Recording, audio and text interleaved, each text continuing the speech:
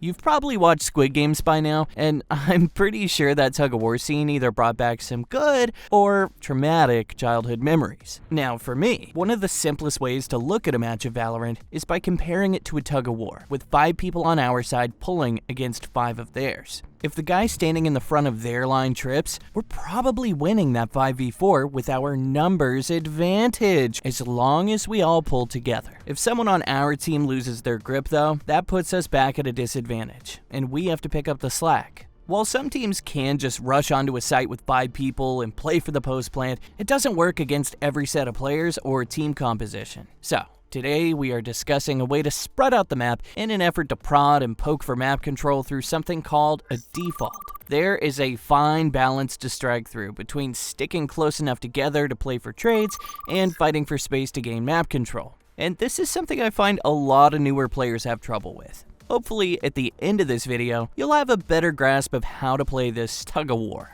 I just wanted to highlight a few of the website subscribers who have made some massive improvements recently. Over at SkillCapped.com, we have tons of courses tailored specifically to helping players just like you improve. If you want to hear more, be sure to stick around till the end of the video. At its most basic, playing for map control is spreading out to gather info, establish presence, and gain positioning using teamwork, utility, and game sense. Sounds like a lot, huh? Despite it being fundamental to a successful match of Valorant, it can be pretty overlooked in your usual pub or ranked game. And that is where we come in. Welcome to SkillCapped. We're here to talk to you about the best way to take map control safely so you can dominate more of your matches. Today, we're going to take a teeny tiny microscopic look at a round of Map 1 of the VCT Masters Copenhagen 2022 Grand Finals. This game is between Paper Rex, the epitome of a well-oiled, aggressive team, both on attack and defense, and Fun Plus Phoenix, the perfect example of a team built around structured, disciplined defaults that lead to mid-round openings. We'll be paying attention to how, despite Paper Rex's myriad of tricks and layers that completely demolished some of the best teams in the world, FPX was able to weather this storm, and we'll get some simple tips along the way.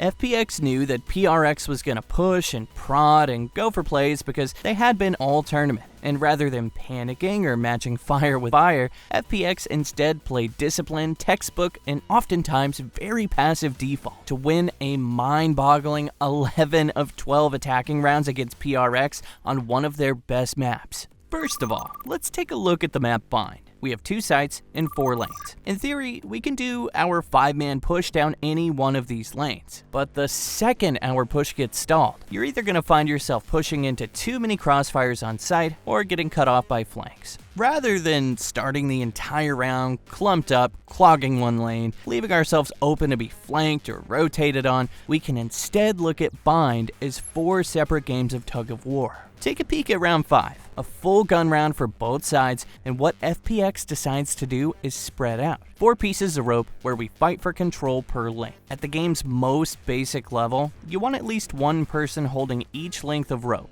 so as to not totally give up a lane for free. This is the default way to play, so that's one person per lane and a last person that can be placed anywhere to pull with a partner. This round, we have Brimstone camping around the plants, and you might be more familiar with the in-game chat wheels term, playing for picks. But traditionally, spreading out like this is called playing a default. Let's take a moment here to point out something FPX's Viper does consistently throughout the game, and that's placing down this Viper wall. This piece of default utility not only puts pressure on the defense who has to decide how to play around it, it also does so while coming at no risk to Viper and no cost. Anyway, we're holding our own rope, now what? If the enemy team is spread out on a default like yours, that means there's at least one enemy per lane and one last extra person doubling up. So for some lanes, we'll have a 1-on-1 or a 2-on-2, while on others, you either have a 2-on-1 advantage or a 1 versus 2 disadvantage, if not more. Looking at the map this round, we can see that on most lanes, we have a 1-on-1 tie, while here in Showers, we have a 2v1. Although Angel and the Brimstone kinda has one hand on both our short and Showers ropes, the thing is, when those spawn barriers drop, we have no idea where our enemies are and which lane is which, so we have to tug a little bit and see if someone tugs back. Let's face it, it's also completely possible that there are 5 people at the other end. But how do we know? This next phase is called playing for information. We want to safely find out what angles the enemies are holding, with what guns, what utility do they have, and if they're moving around on the map. Notice how I emphasize that we have to tug gently on the rope.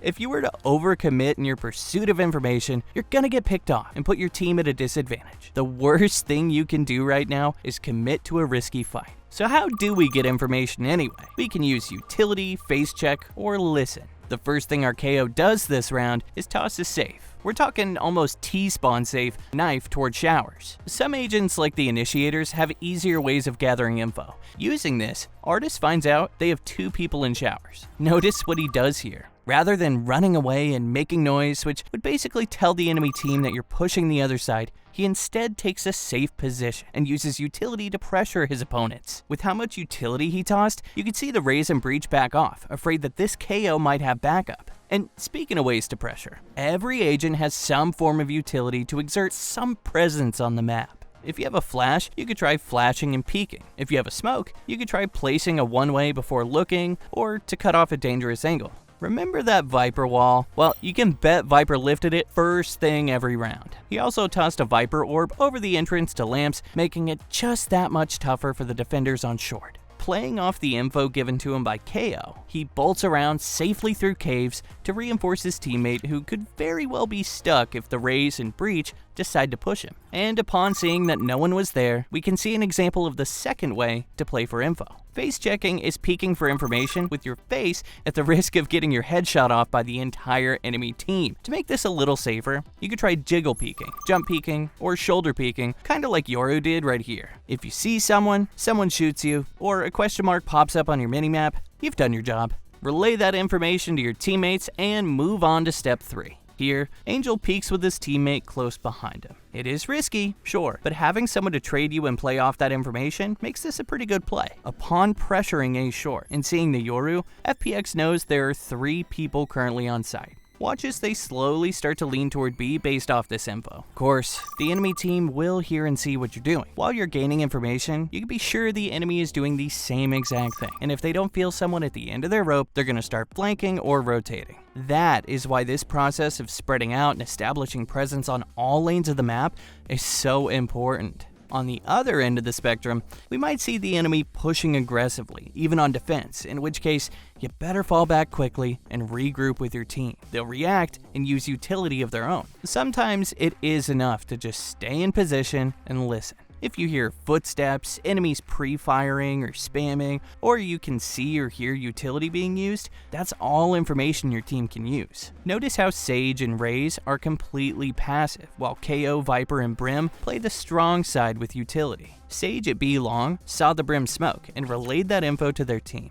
Raze is typically boombot B short. This round, Raze held onto it. During this whole process of exerting pressure with utility during your default, you can establish patterns and break them. Things like boombot to clear hookah 3 rounds, then suddenly not doing so the next round will definitely set off alarm bells in your opponent's heads. Notice how he doesn't give any information on his location practically the entire round. This silence is probably why Fade felt the need to toss a prowler in short.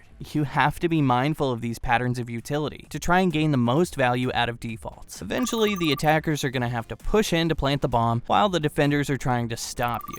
This stage is where we start committing and taking space. Some parts of the map are easy to clear, and others are a little more dangerous and take a heavier investment of utility and manpower to stake your claim on. Now, of course, taking dangerous spots will mean some people will be picked off, but if your team can trade kills, that's an advantage for you, because it'll mean the enemy will have to concede some space while regrouping or risk getting picked off one by one. If you've been playing the default during a typical round of Valorant, these multiple tug-of-war games are going simultaneously, with your team hopefully gaining space in some places while conceding it in others. With the information that there were 3B, Brimstone and Viper made their way to B short. You're gonna notice 3 vital things here. First, the Brimstone is dead silent by the time he gets to a place that's not clear. Second, watch the Viper look behind them, because they gave up their control of A short, and they know that they have to respect that there could possibly be a push by the defenders up the space they just conceded. Third, notice this KO knife that keeps Yoru and Raze glued to the site as they realize KO hasn't budged. If you've played for information, baited some stalling utility, maybe got picks,